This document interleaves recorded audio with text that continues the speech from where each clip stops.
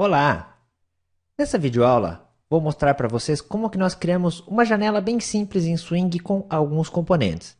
Apesar da aplicação ser simples, ela pode ser considerada bastante rica, porque vai nos ensinar a mexer com o container JFrame, que representa a janela, com alguns tipos de componentes e ainda assim com o tratamento de eventos de botão em Swing. Então vamos começar. E começar por onde? Começar pela criação da janela. A janela é representada por um objeto da classe JFrame, portanto, eu vou declarar aqui um JFrame. Tendo o objeto que representa a janela, basta agora que eu especifique algumas das suas propriedades. Por exemplo, qual será o título da janela? Eu atribuo o título através do método setTitle, passando como parâmetro um título qualquer. Vou chamar a nossa janela de janela. O que mais eu preciso definir para a janela? Bom, o seu tamanho. O tamanho da janela é dado pelo método setSize. E aqui eu passo como parâmetro a largura da janela, que vai ser 300, e a altura. Esses números são em pixels, portanto a minha janela terá 300 pixels de largura e 200 pixels de altura. Outra característica da janela que eu posso configurar é a posição onde ela vai ser desenhada na tela. Eu vou definir isso através do método setLocation, que define uma localização para a janela. Vou definir aqui 500 e 300 como parâmetros. O que significa isso? Significa que essa janela estará 500 pixels de longe do lado superior esquerdo do seu monitor, ok? E 300 pixels de altura longe do lado superior esquerdo do seu monitor. Então, o canto superior esquerdo da janela será localizado nessa posição, nos 500 pixels de largura e 300 de altura. Outra característica que é importante nós definirmos quando nós estamos criando janelas em Swing é como o Java deve tratar o fechamento da janela. Se você, por exemplo, clicar no botão X, ou fechar a janela de alguma outra forma, por padrão, o Java simplesmente esconde a janela, certo? Ele não fecha a sua aplicação. Então a sua aplicação vai continuar rodando, só que a janela vai estar invisível. Você pode mudar esse comportamento, fazendo com que, por exemplo, a sua aplicação termine, a JVM termine, quando você fechar a janela. Como que nós fazemos isso? Através do método setDefaultCloseOperation. E aqui a gente passa como parâmetro a operação. Essa operação pode ser usada através da constante localizada na classe JFrame.exitOnClose. Fazendo isso, nós estamos dizendo para o Java o seguinte: se essa janela for fechada, termine a aplicação, ok? Bom, as propriedades básicas da janela já estão definidas. A última coisa que falta para que realmente essa janela possa ser desenhada na tela é nós dizermos que ela é uma janela que vai estar visível.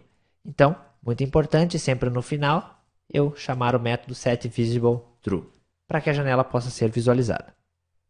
Vamos ver então como está por enquanto a nossa janela. Vou salvar esse arquivo e vou mandar executá-lo.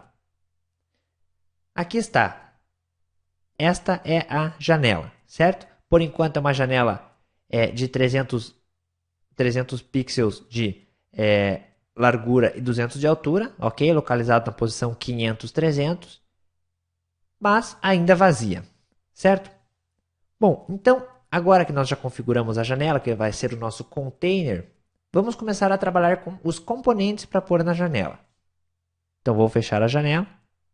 Certo? Perceba que a minha JVM terminou, porque eu fechei a janela, justamente por causa dessa chamada do setDefaultCloseOperation. Bom, então antes de colocar a janela como visível, vamos adicionar alguns componentes nela. O primeiro componente que nós vamos ver aqui é o JPanel. JPanel, P igual a new JPanel. Por que um JPanel? Bom, porque eu vou agrupar todos os componentes que eu vou criar dentro desse painel, certo? O JPanel é um componente invisível, você não enxerga ele se ele não tiver bordas, certo? Mas ele é interessante porque ele permite você agrupar outros componentes dentro dele. Então, eu vou adicionar esse painel na minha janela, né, no meu frame, e depois os componentes eu vou adicionar dentro do painel. Então, criei o painel e aqui embaixo eu vou adicionar o painel no meu frame, ok? Bom, então agora vamos começar a criar os componentes e adicioná-los dentro do painel. O primeiro componente vai ser um JLabel, certo? Então vamos criar aqui um JLabel, L igual a new JLabel. Eu posso passar como parâmetro para o construtor qual vai ser o texto do JLabel. O que é o componente JLabel? Ele representa um texto, ok? Um texto qualquer para você escrever na janela. Então,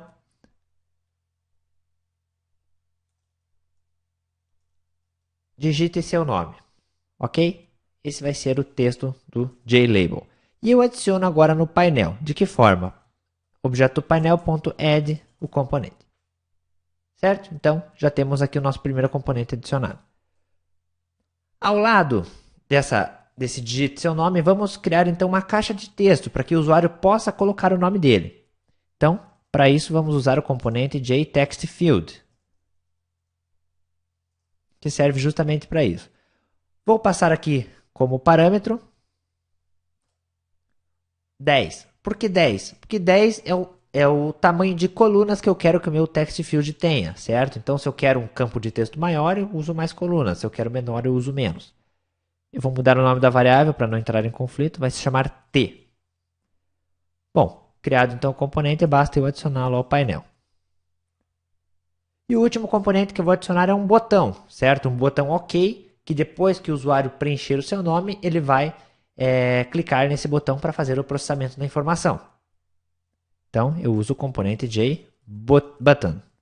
Então, B igual a new JButton. E eu posso passar aqui como parâmetro o título do botão. Vai ser OK. E adiciono no painel. Bom, salvei esse arquivo. Vamos executar agora essa classe para ver como é que está o nosso código. Bom, aqui está a aplicação que nós fizemos, certo?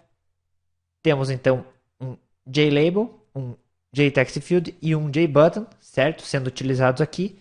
E agora, do jeito que está aqui, já é possível que o usuário digite dados na janela, ok? Bom, o que acontece se eu clicar então no botão OK? Por enquanto não acontece nada. Por quê? Porque nós ainda não tratamos o evento do botão. Vamos fazer isso na sequência. Então, vou fechar a janela. Bom, como funciona o tratamento de eventos, certo? Eu vou explicar isso e dando como exemplo o tratamento do evento do botão que nós acabamos de criar. Em Swing, a arquitetura do Swing, na parte de eventos, certo? Ela é baseada em listeners, tá? O que são listeners? Listeners são objetos que ficam ouvindo a ocorrência de eventos. Então, por exemplo, se eu quero que alguma coisa aconteça na minha aplicação quando um botão for clicado, eu preciso de um objeto listener que fique ouvindo eventos de clique naquele botão. A partir do momento em que ocorrer um clique, o próprio Swing vai se encarregar de despachar o evento para esse listener e vai ser chamado um código que você implementou, certo? Então, vamos criar esse listener, tá? Então, vou criar aqui uma nova classe no meu pacote, new class. Vou criar uma classe chamada botão action. Um listener de eventos de botão deve implementar a interface implements action listener, certo? Bom, quando você implementa essa interface, você é obrigado a implementar um método. Que método é esse? Se você clicar aqui em cima do vermelhinho e apertar Ctrl 1, né, e escolher a opção Add Unimplemented Methods, você vai ter a resposta. Aqui está, é o método actionPerformed, ok? O que esse método actionPerformed deve fazer? É o código que vai fazer alguma coisa, que vai processar, certo? O evento vindo do botão. Perceba que, como parâmetro, esse método recebe um action event, certo? Afinal, quem chama o método actionPerformed? É você na programação? Não. Quem vai invocar esse método é o próprio Swing. Ele vai invocar esse método no momento em que o usuário disparar algum evento do botão, certo? E por que esse action event é interessante? Porque a partir desse action event, nós conseguimos ter acesso ao componente que disparou a informação, certo? Disparou o evento. Antes de implementar o método do actionPerformed, vamos voltar aqui à classe formulário e registrarmos o listener, certo? Este é o termo, registrar um listener no botão que nós acabamos de criar chamado B. Por que nós temos que registrar o listener? Porque nós temos que avisar ao Java quem é que está ouvindo eventos do botão, ok? Bom, quem vai ouvir eventos de botão é um objeto da classe botão action. Então, antes de adicionar o botão aqui, eu vou criar um botão action B igual a new botão action. E chamar de action e vou fazer um add action listener no botão, passando essa action como parâmetro, certo? Então, primeiro criei o objeto que vai fazer a escuta do evento e na sequência eu adicionei esse objeto como sendo um listener do botão. Então, no momento em que acontecer um clique no botão, o método actionPerformed do objeto action será invocado, ok? Bom, vou salvar aqui então. Vou voltar aqui para a classe botão action. Vamos tentar entender então como é que a gente pode fazer para mostrar, por exemplo, no momento em que o botão é clicado, mostrar o nome do usuário na tela numa caixinha de diálogo, certo? Como é que nós podemos fazer isso? Bom, eu preciso que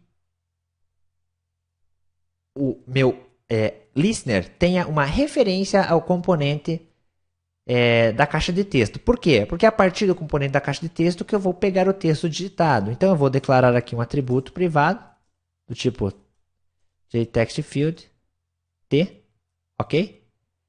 E vou criar aqui um construtor que recebe esse T como parâmetro. This.T igual a T.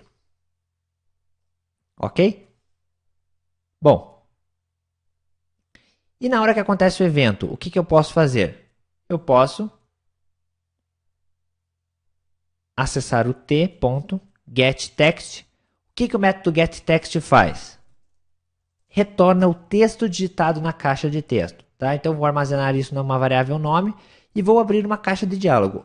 Abrir uma caixa de diálogo no Java, usando o Swing, pode ser feito através do componente JOptionPane. Ele possui um método estático chamado showMessageDialog, ok? Onde você passa um componente que é o pai desse componente. No nosso caso, não existe nenhum pai, então eu vou passar null. E aqui eu passo uma mensagem, certo?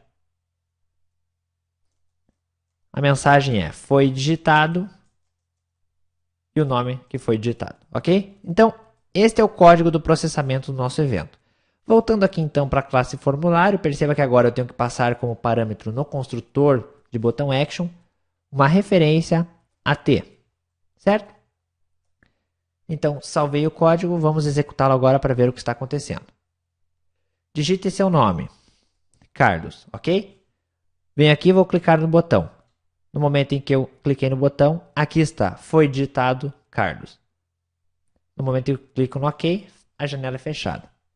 Então, perceba que, a partir de agora, desse momento, eu estou conseguindo tratar os eventos do Swing, né? Então, eu tenho um listener que fica ouvindo os eventos que acontecem no botão e no momento em que o evento acontece, o próprio Swing invoca o método que eu implementei com o código do processamento do botão. Vou fechar aqui então e a nossa aplicação está terminada.